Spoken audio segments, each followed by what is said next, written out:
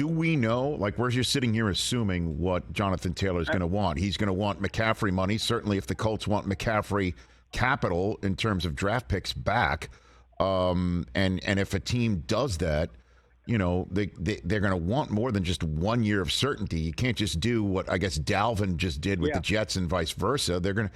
So, man, there's a lot of moving parts here. How's this going to work, and who might be interested?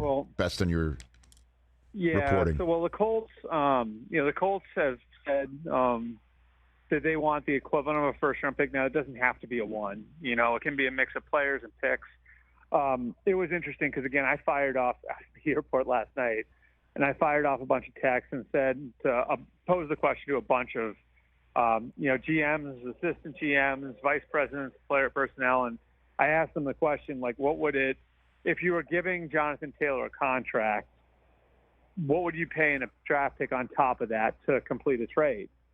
And the answer I got back was almost uniform across the board, which was somewhere in the day two range, second or third rounder, maybe a third package with something else. Like almost all the responses I got back were right in that range, which right now is less than the Colts are willing to take.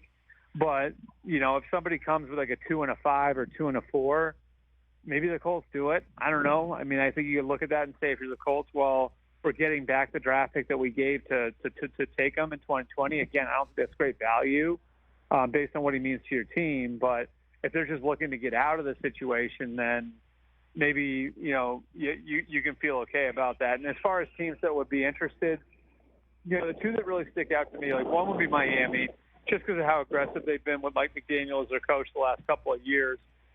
They were, on the doorstep of completing a trade for Dalvin Cook back in March. I think we've talked about this. They backed out at the last minute. There were a few things that gave them cold feet. They drafted a kid, Devin Achane, from Texas A&M to sort of be like the big play guy in their backfield, and now he's hurt.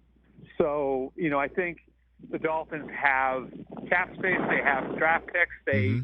They could do it, So the Dolphins would be one. And imagine Jonathan Taylor and Mike McDaniel's run game. And then the other one that's sort of interesting is the Bears. Matt Eberflus was with Jonathan Taylor in Indianapolis. Yep.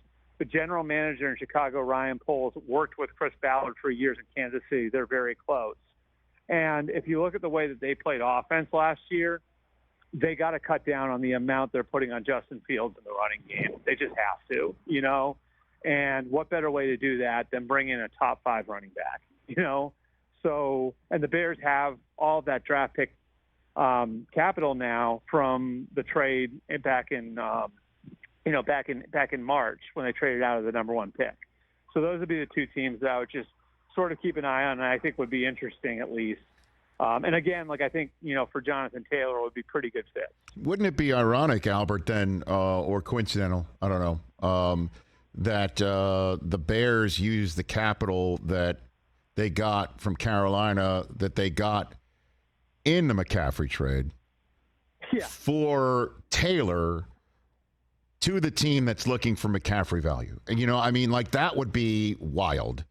And obviously Miami being able to say, all right, New England, you got Zeke, and all right, Jets, you got Dalvin, and all right, Buffalo, we're coming for you too. We got Jonathan Taylor. But the question is, are they, what is Taylor asking monetarily? We know around what the Colts might be willing to accept to, as you pointed out, get out of this. What do you know about what Jonathan Taylor is potentially asking for, Albert? I don't get the sense that it's crazy off the board, what Le'Veon Bell was hoping for, all those years ago. But I think you have to pay him a market deal, right? Look at what Alvin Kamara got. Look at what Dalvin Cook got. Zeke Elliott and Christian McCaffrey, I think, are probably the two guys that were the outliers. And they were, I think, at about $16 million per. And in both cases, those guys wound up getting hurt, I think you look at how that played out, and, the Panthers, I think, probably have some regret over doing it, doing what they did, as good a player as McCaffrey is, and the Cowboys, too, with Zeke. So, I do think, in this situation, my guess would be he would settle for something maybe a little less than what Zeke or Christian got, but certainly maybe a notch above what your Nick Chubbs, your Derrick Henrys, your Dalvin Cooks and your Alvin Kamara's got. So in that $13-14 million range, I think you'd have a hard time walking away from that. Catch the Rich Eisen Show every single day on the Roku channel, 12 to 3 Eastern, for free.